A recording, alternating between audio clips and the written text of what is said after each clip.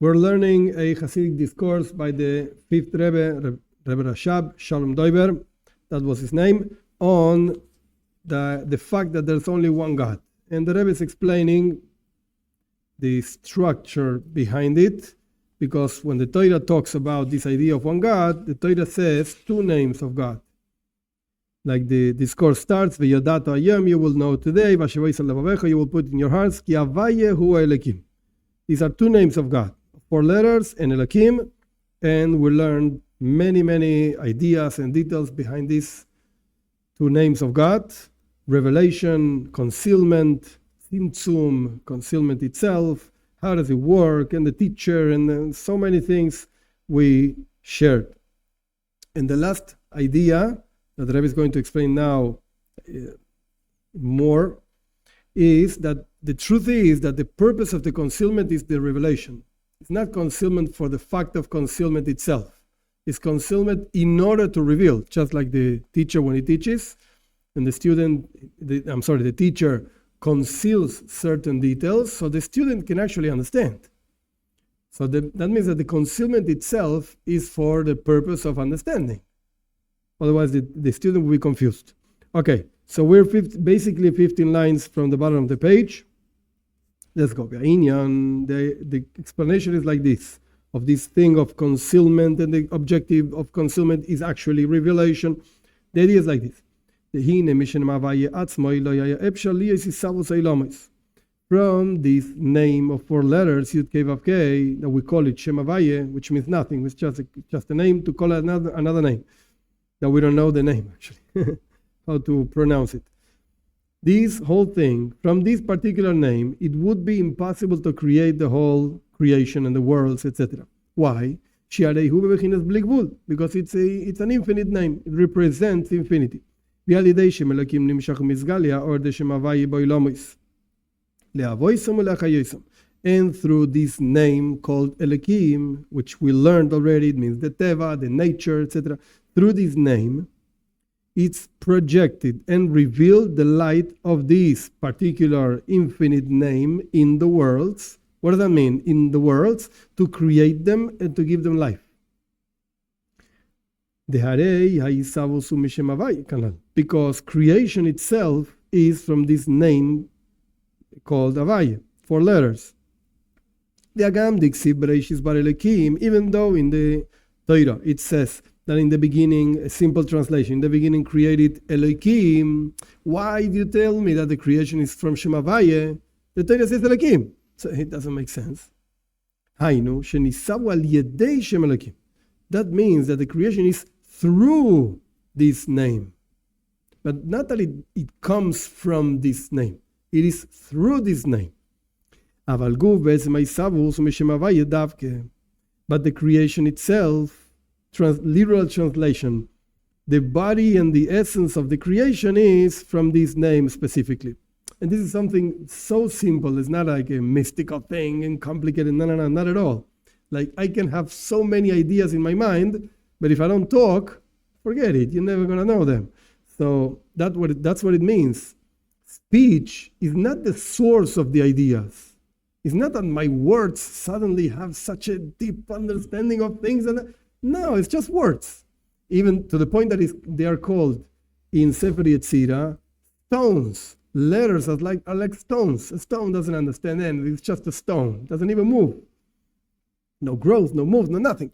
So the letters themselves don't have intelligence, don't have ideas. No. It's my mind. Oh. But in order for you to know whatever is in my mind, I have to talk. The same thing is going on over here. Where does the creation come from? Quote unquote, the intellect come from? From the mind, from Shem Havaye.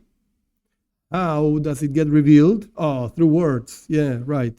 You have to talk. Shem Elokim. That's the name Elokim. Vezeu de Havaye Lashon Mehave. That's why this name of Hashem with 4 letters, it actually comes from the word Mehave, which means creator. Havia, which means creation. Pekanal, as we mentioned before, the kol peula ubizgalus apoyel davke. Every activity is through the revelation of the person, so to speak. The entity doing the activity itself. Hainu, that means Shem Havaya, Shu Bechinas Gilui. This idea of the Shem Havaya, which means revelation. Over here, the Rebbe said something simple. It sounds like, what? It's philosophical and weird, but it's so simple and powerful. Again, it's a philosophical concept. Any revelation, any creation, any activity is through the revelation of that who makes the activity. Like if you have, I don't know, this guy is running 100 meters in the Olympics or whatever. So how do you really get and see the race itself? By the guys over there running. That's where they see them. If they're just standing over there, you don't know if they run fast or not. I can stand over there also. I don't run so fast, but I can stand over there. And you're not going to see anything. You just see people over there standing. And suddenly, boom, everybody runs and whoo, these guys really run. So you get revealed. They reveal their capacity of running. Okay, faster, not faster, whatever. One of them wins. But they all run fast. So you see this revelation through who is running over here. If I stand over there and start running, forget it, I'm the last one.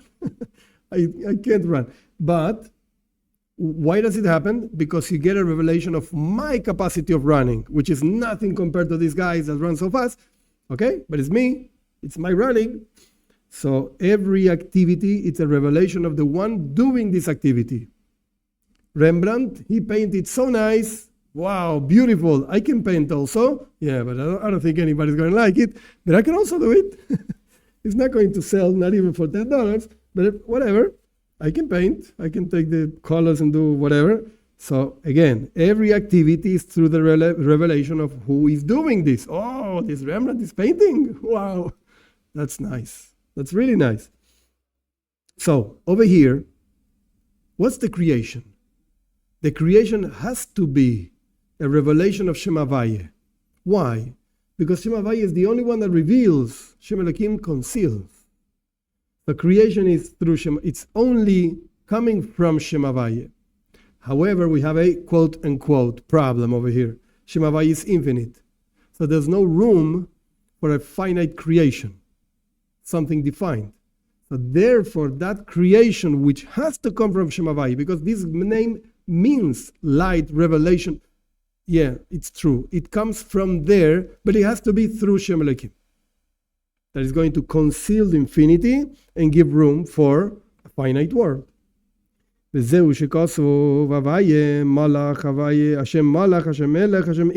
why we say, actually, it's not a verse. We say God in the past reigned, God is king in present, God will be king in the future. The Bevechinas Malach, Melech, Imloich, these three tenses, so to speak, past, present, and future, which is, the Rebbe is repeating the same idea. It's the division of time. That division of time comes from Shem Elokim. Hashem himself, this name of 4 letters, doesn't have time. It's the same thing. He was, he is, and he will be. No time. Forget it. Yeah. When does time come as an important factor, etc.? Shem Elokim. That makes, so to speak, the time. He was king, he is king, and he will be king. Mikol Makaim. However, who is the one that is going to be a king? Who was a king? He is the king. Havaya. So you see the combination of two things. On one hand, there's quote unquote one guy, one name that is everything and has everything and is infinite, and that name gets defined through Shem Elokim. King. He was king, he is king, and will be king. Now we said it clearly. Everything comes from Shem Havaya through this name Elokim. What is it? How does it express in this world? Through the fact that this name of God gets projected and shines in every single world, in every single creature, to create it and to give it life. Even inside of us, it's there. Nothing could exist in the world without this name. Nothing.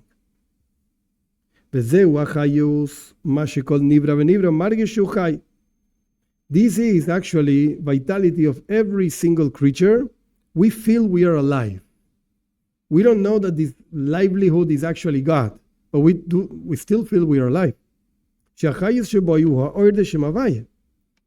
vitality is actually the light of this name of God with 4 letters, that it gets projected through this other name, like the words or whatever, Elohim, the nature.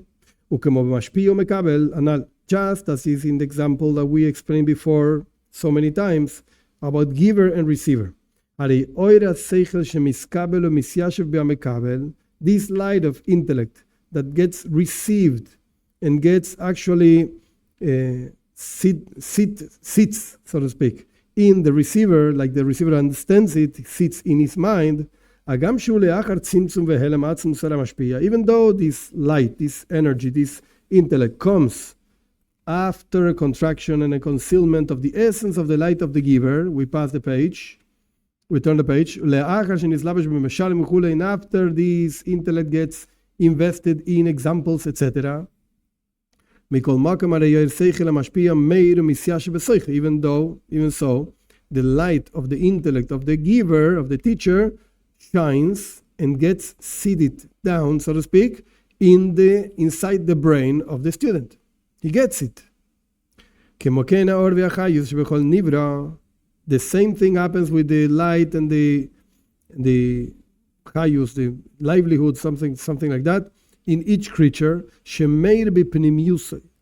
It shines in its innermost self, to give it life. That's the light of Shem Havaya, that gets projected through this name called Elohim. And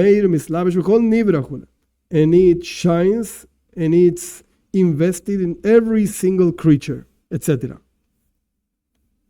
Ella, interestingly, if you see at the end of the page, there's a small note. This note is not from the original Rebbe, so to speak. Usually, the Rebbe Rashab mainly, he wrote first the discourses and then he delivered them. Like, this is one, like, pretty long. Probably he was like 2-3 hours talking. So first of all, they wrote it down and then he delivered it just as is. Basically the same thing we're reading. A bunch of people, maybe 200, 300, were sitting at some point in 1897 listening to these words from the Rebbe. But he first wrote it. And when he wrote it, there's a parenthesis over here, but there's no end to the parenthesis. So there's a possibility over here. They say maybe the end should be in this particular point, but there's no end to this parenthesis. So he says like this, Ella, rather, the only thing is, there's also a concealment over here. Like, as we mentioned before, you feel you're alive, but you don't feel this is God. Nobody feels this is God. You have to be a tzaddik, whatever, a righteous person, mazel tov. But most of the people don't feel this. So again, there's a concealment also. The truth is that this life we have inside comes from the Shem Havaya. Wow, powerful. But we don't feel it. But that's the concealment of this Shem Havaya. We'll see. There's a concealment over here. This concealment is the fact that the creature doesn't feel that this life he has inside, it's a godly life. We don't feel it. But the truth is that there's no real concealment, as we mentioned before about the example. Because the truth is, it is a godly life. God is giving life to every single creature all the time. And a person could feel this, parenthesis within the parenthesis, when you really think about it. You have to concentrate. It's not going to be easy, but you could feel it. When Nimtza comes out, that the concealment of this name, Elohim, is not a true concealment. On the contrary,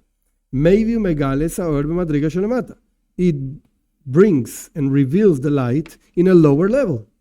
What does it mean a lower level? In limited creatures. They They have no relationship at all with this light of this holy name, Yud Kei Vav Kei, etc. Yoir Ba'em, that it should shine on them. Forget it. Gam Ken Aravai Chulei Kanat. However, this name Elohim brings this light that it should shine inside of us also. In other words, let's assume that the note is correct, and let's finish over here the parentheses. And what did the Rebbe add in the parentheses? The Rebbe added something very interesting. We just said that Shem Havaya shines in the world through Shem Elohim. Very nice. And Shem Elohim reveals Shem Havaya because we see the creation. Yeah, but we don't feel that this is Shem Havaya. That's a concealment. And it's not a true concealment. Why? Because if you really think about it, you'll get that this is Shem Havaya. You could do that. You could get it.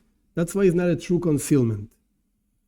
Maybe an example for this could be if a teacher is given a class and there are different types of students in the class, and this is actually something very common because when you give a class to many people, usually people are in different levels, not in the school. In the school, usually they're basically in the same group of levels, so to speak. Not all the students are the same, but when you give a class to adults, sometimes people already learned what you're saying, so it becomes boring. So the teacher has to make the effort to give the class to those who didn't learn and to those who learned. So everybody gets something out of this. But the truth is that those who did not learn the material or whatever, they get certain concepts. And those who learn, they get much more. Say, ooh, this was a fantastic class. And the other one says, I don't know. Okay, interesting subjects. Why? Because the one who learned really sees, this is something new.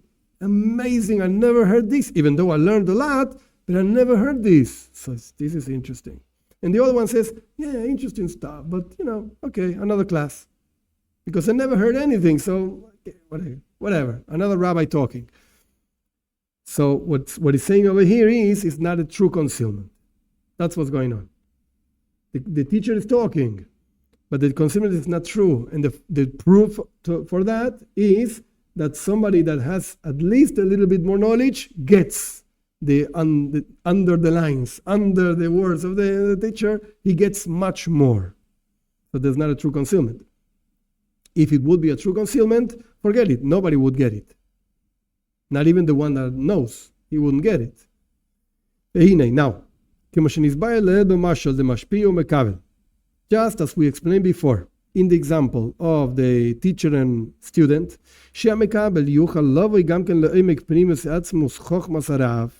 that also the student could reach the deepness and the innermost and most essential wisdom of the teacher. The student can reach that. And that's what the Talmud says, that after 40 years, a student really understands the teacher, etc. Same thing we can apply to that which we're trying to understand, which is God. The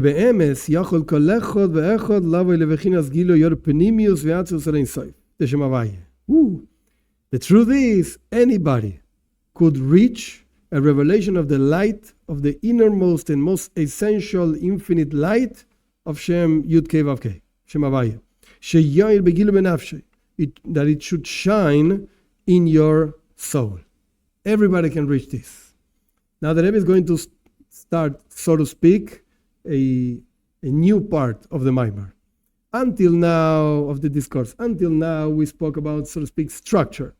Shem Havaya, Shem Elohim, example, teacher, student, wisdom, deepness, blah, blah, blah. Okay, very nice.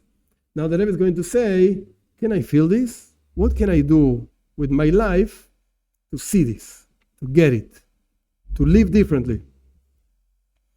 How do you do that? So the first thing he says is avoida. You have to work. Okay, but what's the work? What do I have to do?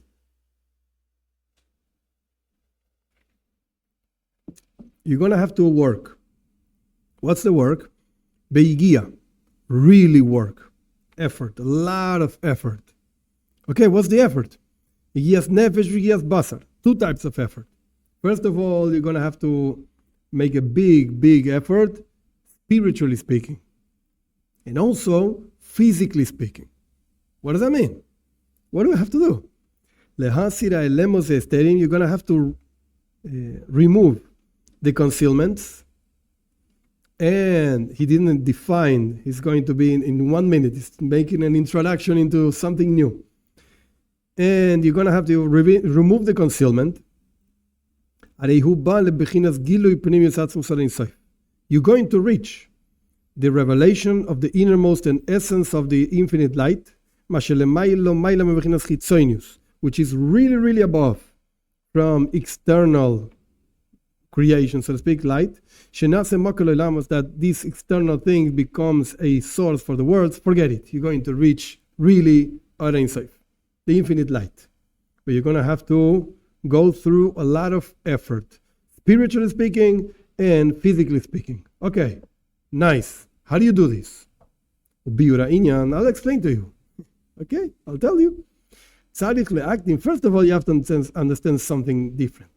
And only at the end, he's going to say, you see, now you can get it. So, beer with me, beer with the Rebbe. First of all, you have to understand something more, something different. The idea of proofs. What does that mean, proofs in life? Difficulties, challenges. What are the challenges in life? What does that mean? I'll explain to you. The verse says that God is testing you. And he doesn't bring the whole verse over here, but the verse finishes. God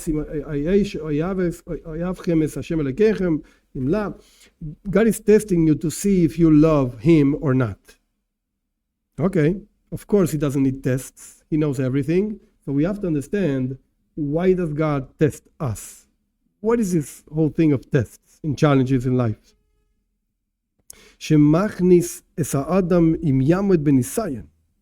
God is putting you in a situation, really challenging situation, to see whether you're going to pass the test or not. Why? Why are you making my life complicated? Don't bother me. We have to understand, what is the supernal intention in these tests of life? Why? Don't come to me and say, because God wants to know. He knows already. He doesn't need to test me to know. So what's the point over here? In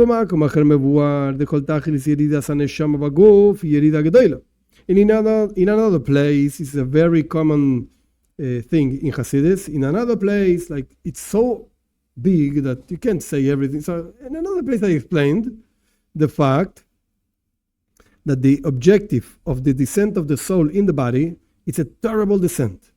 Yerida Gedoyla. Why? Before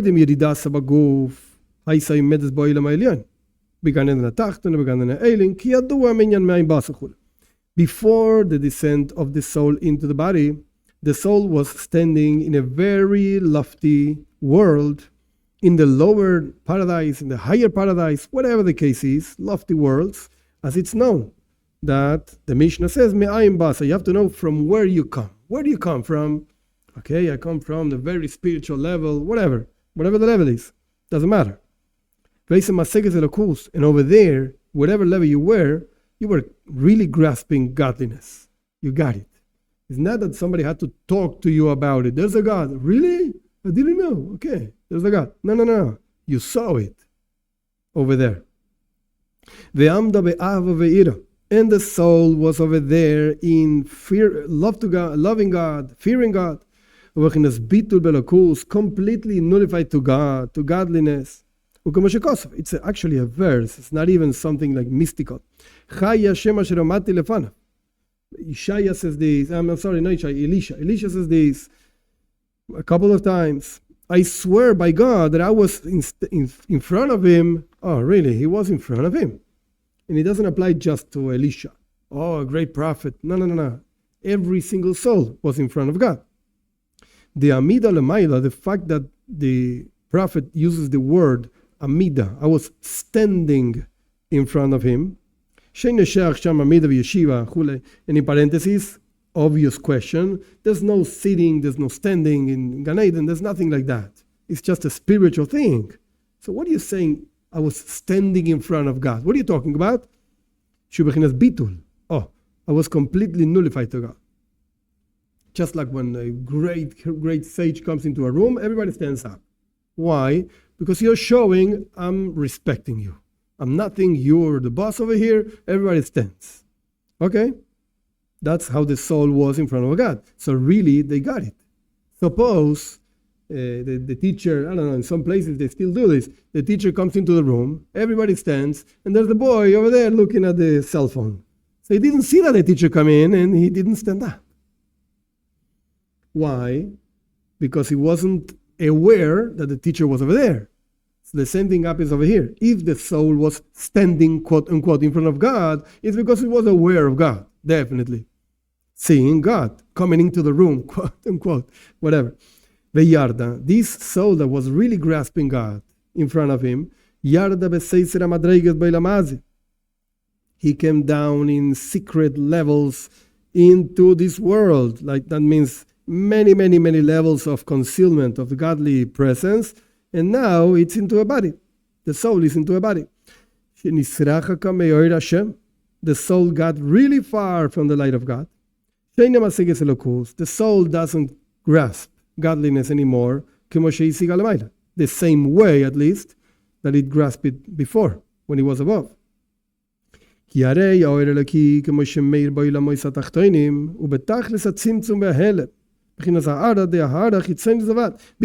the godly light, the way it shines in these lower worlds, it's really concealed. And it's just a reflection from an external thing. So even if you're going to say that the soul grasps God, whatever you can grasp down here, it's nothing compared to what the soul can grasp up there, whatever that means. And even the godly light that the soul would be able to grasp down here, it's a godly light that comes in a level of Hagshama. Hagshama means something that became material. I'll explain this in a second. That means not that the light is a physical thing, that the soul becomes a physical thing. What does that mean? Explanation. Not that the soul becomes a body. No. What he's saying is like this. There are different ways of understanding things. And according to the circle of ideas that the person moves on is the way the person understands things. Like when somebody's talking in the public, there are, I don't know, lawyers and doctors and engineers. Everybody's listening to the same thing, but everybody understands what the teacher is saying through the lenses of their wisdom, so to speak. So the lawyer is looking for laws over here. Yeah, this guy said this and that, and therefore the law is that. And the engineer is looking for the math behind this. And the doctor is saying, yeah, because he's emotional, and I don't know, whatever. Everybody grasps the same thing. They actually understand what the teacher is saying. That's fine. But they see things in different ways, according to their life, whatever. Same thing is going on with the soul. The soul, the way it was, the neshama, the way it was up there, whatever that means, grasped God through the glasses, the lenses, whatever, of up there, quote unquote. Abstract things, godly things, soul things, oh, very nice. But now the soul is in the body, and it grasps things through the body, the way the body understands. What does the body understand? Food. I like food. I want drink, alcohol. So the soul has to use these tools to understand the world, godliness of the world, but through the body. So the soul also gets like coarse. Even the soul gets like coarse. And the way it understands things is different. And it's nothing compared, it's not even close to the level of spirituality and the light of God that the soul grasped in the higher worlds. Forget it, it's completely different. And we're still talking about the soul. The body, forget it. You say God and the body doesn't understand. How do I eat this? I know. That means there's a difference in two aspects. The light that shines in the spiritual worlds, it's more revealed. It's a revelation of a higher light. It's a higher light. That's point number one. It's a higher level of light. And second point, it doesn't become materialized. It's still a spiritual thing. So it's a higher level of light, and it's in a more spiritual way. Down here, it's a lower level of light, and it becomes materialized. So it's completely different. That's why the level of love and fear of God that the soul has down here is nothing incomparable to the love and fear that the soul had when it was up there. Moreover, the soul came down to become concealed. Hester panim means like concealment of the face. What does that mean? These are all the concealments and hidings that conceal and hide the light of God and His sanctity. That means even if this guy, it's a special guy, it's a whatever, has a soul inside, very nice. But first of all, the light of God down here, it's not so high, not so lofty. Secondly, everything becomes megusham, becomes materialized. And third, there are so many problems over here. All kinds of problems. My children this, and my wife that, and then blah, blah, blah. And over there, up there were no problems. No wives, no children, no bills to pay, no money, no nothing. No hunger, no problem at all. So we see there are three basic problems over here that the soul has. Point number one, no light over here. I came from a place with a lot of light. No light over here. Second problem, even the light that is found over here, it's like very coarse. Third problem, this is full of problems. This place is full of problems. I don't like this place. Everything is a problem over here. I'm not accustomed to problems. Everything is fine over there, just perceiving God. Suddenly I came into a world full of problems.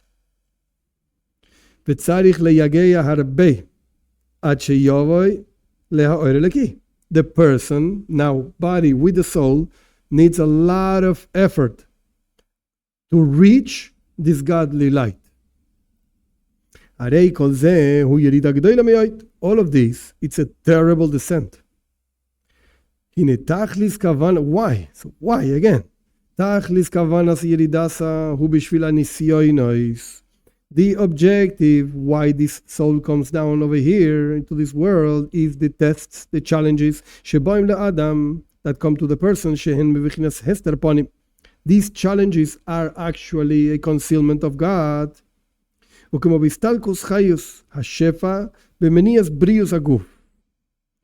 for instance, a parenthesis even before translation. This fifth Rebbe, he was a sick person all his life. He wasn't a healthy person. So many problems, like all kinds of problems. I don't remember the exact age, but he passed away like 60-something, 68, something like that. Like not so long, not such a long life, so to speak. All the time traveling in Germany, traveling in Poland, looking for doctors, like, all kinds of problems. So he's saying over here, now goes translation.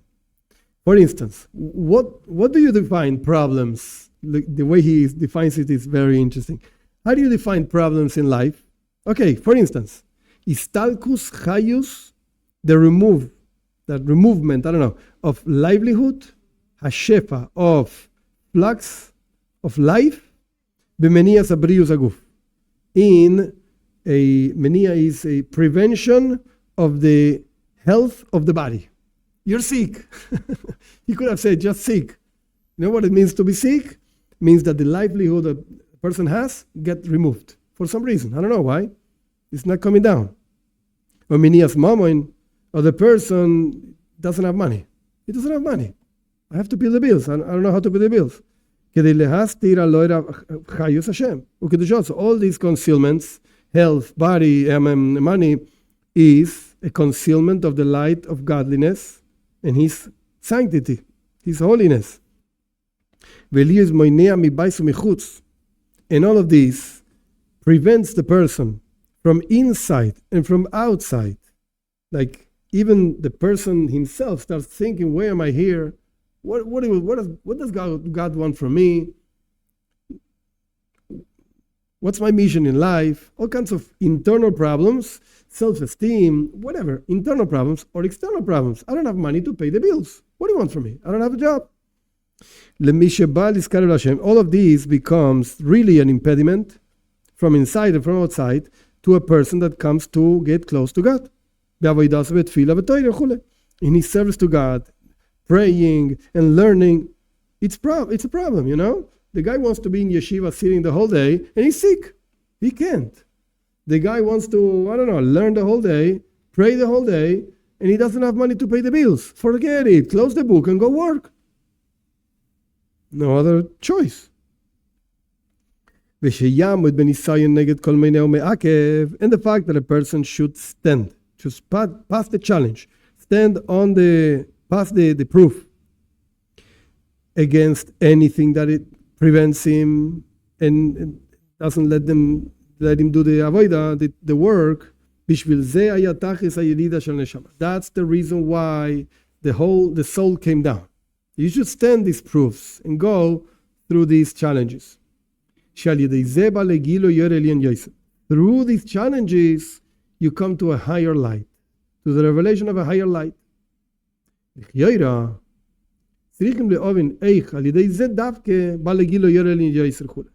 have to understand, apparently, how does it come that through these challenges in life, you come to a higher light? Why?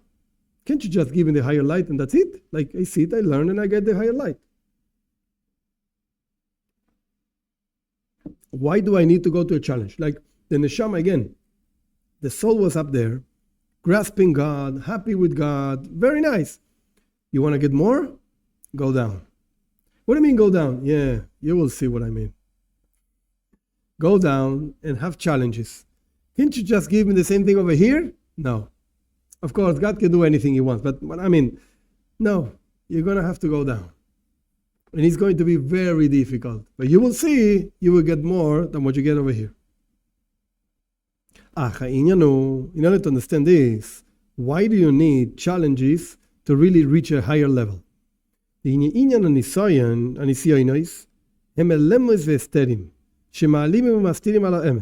What's a test? What's a challenge? What does that mean? It's a concealment, hiding, something like that conceals and hides the truth. What do you mean?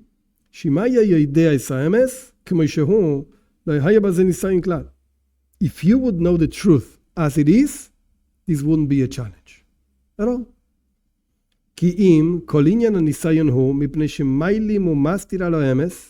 The whole thing of a challenge of a proof is that it conceals the truth, and through the fact, he's going to explain later quite a lot, through the fact that a person passes the challenge, he reaches the truth of the thing.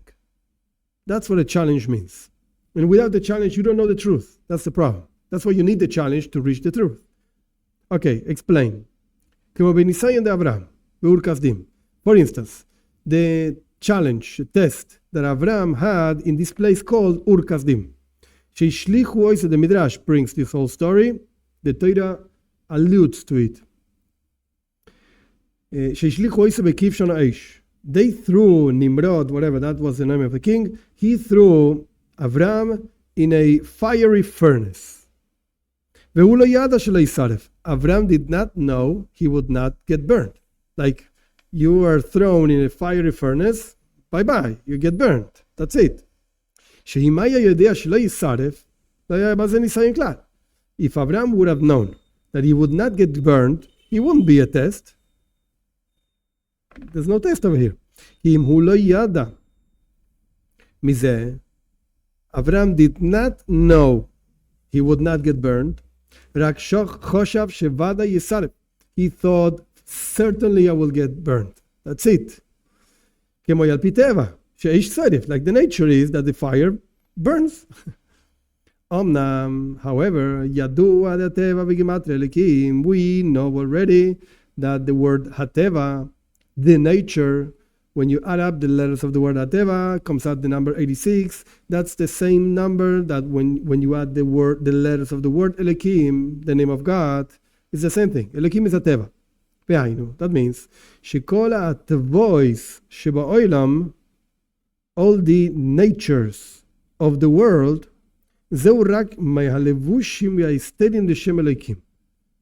they come just. What's nature? Nature is a concealment, the garments and concealments of the name Elokim. That's what nature means, the definition of nature.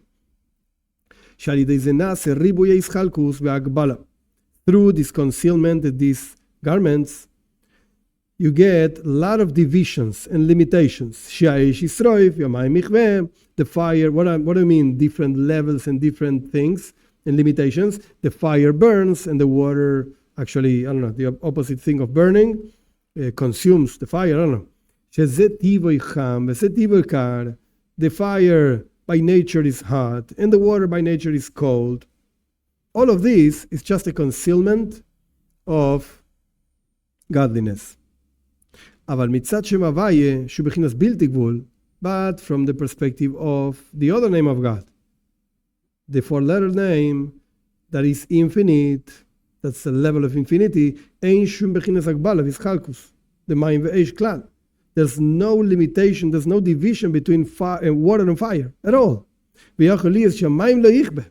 it could be that the water will not consume, and the fire will not burn. And like the story in the Talmud in Tainis, there's a story by Rabbi Hanina ben Doisa, was a great, interesting story rabbi, full of stories. One time, the daughter of Rabbi Hanina lit the fire, the Shabbos candles, and Rabbi Hanina went to shul, to synagogue. He came back after the prayers, and she was crying. The daughter was crying, and the rabbi asked, "Why are you crying? What's the problem?" And she said, "I got confused, and instead of putting oil to the Shabbos candles, I put vinegar, and they're not going to last a lot. Vinegar doesn't burn." So the rabbi said, the one who said that the shem and the oil should burn will tell the vinegar to burn also. And they burned the whole Shabbos. Like a miracle rabbi. Very interesting rabbi. Very interesting. Rabbi Hanina ben Doisa. Actually, Talmud says that God said the whole world exists only for Hanina Bnei, for my son Hanina. Like, he was the foundation of the whole world. Very interesting guy. Okay, the point is that from the perspective of Havaya, of this name of God, there's no nature, there's no limitations at all. Fire and water are actually the same thing. Like water and fire, that they do not consume one each other. As our sages say, that there's a ruling and there's a fear with him, with God, and God makes peace in his heavens. What does that mean? They're fighting? No. The Michael, there's an angel called Michael, Sar Shel Mayim. He's the minister of water, kindness, whatever. Gabriel, Sar Shel Eish. Gabriel is another name. He's the minister, the angel of fire, severity. And up there, they don't burn each other. They don't consume each other. But sometimes we have all other stories. The fire actually consumes the water. Like in the story of Eliyahu. There's a whole long story over there But the point is that came a fire from above and consumed all the water that was around the cow that he offered, whatever. It's a whole story. But we see that the fire consumes the water. So wait a second. Fire consumes water or not? So we see sometimes yeah, sometimes not. Why is that? Because the truth is that God is beyond nature. God is not limited to the nature he himself creates.